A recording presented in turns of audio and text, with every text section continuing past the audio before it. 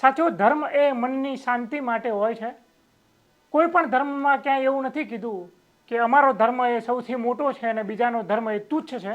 પણ જ્યારે ધર્મના નામે લોકો હિંસક બની જાય, બીજા ધર્મથી નફરત કરવા લાગે, ત્યારે વ્યક્તિઓ ઉન્માદી થઈ જાય છે. અને ક્યાંય ને ક્યાંય તમે જોઈ શકો છો કે એવી ઘટનાઓ ગુજરાતમાં સામે આવી રહી છે. વડોદરાની અંદર ગણપતિની પ્રતિમા ઉપર ઈંડા ફેંકવામાં આવ્યા. વડોદરાના પાણી ગેટમાં અસામાજિક તત્વોએ મદાર માર્કેટથી ઉપર ચડીને ઈંડાઓ ગણપતિના મૂર્તિ ઉપર ફેંક્યા. આખી ઘટના જ્યારે સામે આવી અને આખું તંત્ર સફાળું જાગ્યું, ત્યારે આ તમામ આરોપી, જેને વિધર્મી કહેવામાં આવે છે, આરોપીનું નામ છે સુફિયાન મંસૂરી, શાહનવાજ કુરેશી અને એક હતા સગીર આરોપી. એનું નામ અમે નથી લઈ શકતા કારણ કે એ સગીર છે એટલે એની ઓળખ જાહેર નથી કરી શકતા.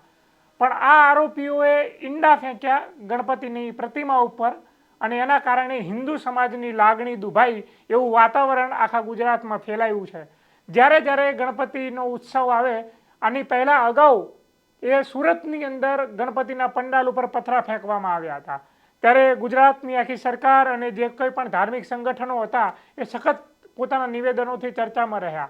આ વખતે પણ ગણપતિનો ઉત્સવ આવ્યો ત્યારે પ્રતિમા ઉપર ઈંડા ફેંકવામાં આવ્યા. એટલે ક્યાંય ને ક્યાંય એક શંકા જનમાનસની અંદર જન્માઈ રહી છે કે આની પાછળ કંઈ બહુ મોટું ષડયંત્ર તો નથી ને, કોઈ રાજકીય શક્તિ આ યુવાનોને નો ઉપયોગ કરીને એમને હાથો તો નથી બનાવી રહી ને.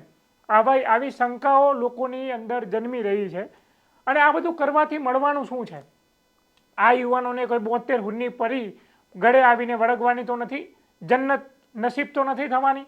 આ બધી વાતો જ્યારે કોઈ ધાર્મિક ધર્મગુરુ ને ધર્મના ઠેકેદારો કરતા હોય અને એના કારણે કદાચ આ યુવાનો આવું પગલું ભરતા હોય. ઘણી બધી ચર્ચાઓ સોશિયલ મીડિયાની અંદર વહી રહી છે કે રાજકારણીઓ આની પાછળ હશે, કોઈ ધર્મગુરુ હશે કે રાજકારણીઓ અને ધર્મગુરુ બંનેથી પ્રેરિત કોઈ અસામાજિક તત્વો આવા લોકોને ઉકસાવતા હશે. સગીર વયના છે આ, જેની 18 વર્ષની ઉંમર પણ નથી થઈ એવું બાળક પણ આની અંદર સામેલ છે. કેટલું ઝેર ઓક્યું હશે આ લોકોના જનમાનસની ઉપર નફરતનું અને ધાર્મિક કટ્ટરતાનું, એ તમારે વિચારવું રહ્યું. આનાથી થાય છે શું? આનાથી એક ધર્મથી બીજા ધર્મના લોકોને નફરત થઈ જાય છે. થોડા ઘણા હોય છે, જેમ ફળોની ટોકરીની અંદર 2-4 બગડેલા હોય તો એ પછી બીજા બધાને બગાડે. પણ એવી રીતે અત્યારની વાતાવરણ એવું થઈ ગયું છે કે થોડા ઘણાના કારણે એ બધા લોકો વગોવાય છે. બધા જ આખા ધર્મના આખા મજહબના લોકો વગોવાય છે. એટલે જે લોકો વગોવાય છે એ લોકોએ પણ આ લોકો માટે સુધારવાદી પ્રવૃત્તિ કરવી જરૂરી છે.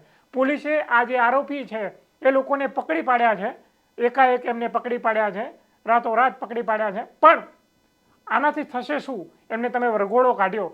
ઘણી વખત એવું થાય છે કે તમે પકડી તો પાડો છો, 2-4 દિવસ મીડિયાની અંદર આખો માહોલ બનાવો છો, પછી આગળ શું થાય છે એની કોઈ માહિતી બહાર આવતી નથી. કોણ અંદર સામેલ હોય છે એ પણ વિગતો બહાર આવતી નથી. આ કેસની અંદર તમે એમનો વરઘોડો કાઢ્યો, એમની માફી મંગાવી, ટાંટિયા તોડ્યા, ઘટનાનું રિકન્સ્ટ્રક્શન કર્યું, એ બધું તો ઠીક છે.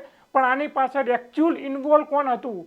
કયા રાજનેતાઓ આની પાછળ ઇન્વોલ્વ હતા? કયા ધર્મના ઠેકેદારોથી પ્રેરિત થઈને આ લોકોએ ઈંડાવાડી કરી છે ગણપતિની પ્રતિમા ઉપર?